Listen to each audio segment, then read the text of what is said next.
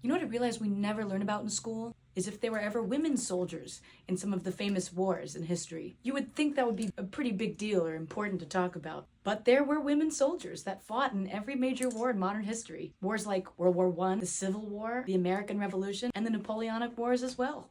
Women like Virginia Gisguert or Union soldier Jenny Hodgers. A lot of these women were primarily disguised as men. But one in particular that stood out to me was Marie-Thérèse Figueur. Again, the French being awesome. A dragoon soldier in the First French Revolution and the Napoleonic Wars. She was one of the few who did not ever disguise herself as a man, but enlisted and fought as she was, the true great dame in all her glory. Orphaned at 9, she was brought up by her uncle, who was an infantry regiment sous-lieutenant. So from a young age, she was exposed to military and regimental knowledge. During the overthrow of the French monarchy in 1789, her uncle found himself on the loyalist side, but it wasn't until the death of her childhood best friend, a drummer boy, Clement Joseph Melchior Sutter, when she was filled with grief and willed to fight.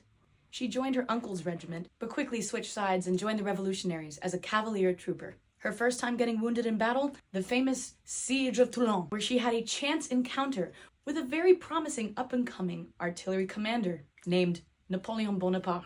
When the Republic was established, she joined the Dragoon regiment, learned horsemanship, swordsmanship, formation maneuvers, the usage of firearms. She even refused a promotion to become corporal. As a dragoon in Napoleon's army, she experienced numerous captures, many sustained injuries, and was granted an honorable discharge for her service. She lived off a pension twice that of the male officers of the time, but she hadn't had enough. She was built to do this, so she refused to consign herself to the life of a domestic woman that was expected in the early 1800s. During Napoleon's imperial reign, she re-enlisted in the Grande Armée, where she was made attendant to Napoleon's wife, Josephine. But she thirsted for active duty. She was one of the boys. I could totally relate. And returned to her regiment, where she fought in famous battles such as Austerlitz, Ulm, and Jena. She kept falling into a cycle of getting wounded, captured, and released from service, then throwing herself back into service again.